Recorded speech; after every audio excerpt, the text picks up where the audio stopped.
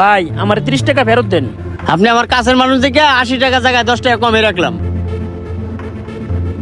আমি দেখে আপনার কাছ থেকে 10 টাকা কম রাখলাম, অন্য কেউ হলে রাখলো এলো না। ভাই আপনি কম রাখেন দেখি তো, আপনার কাছে সবসময় বাজার নেই। ঠিক আছে থাকেন তাহলে।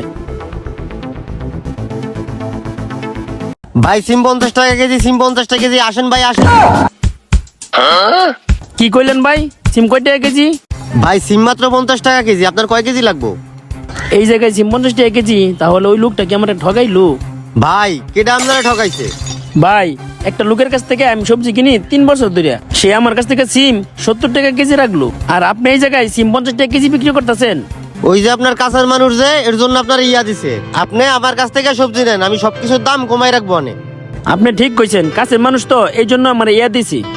ভাই আর কাছের মানুষের কাছ থেকে সবজি নিতাম না। আলু কয় টাকা কেজি? ভাই আলু নেবেন 100 টাকা কেজি। ভাই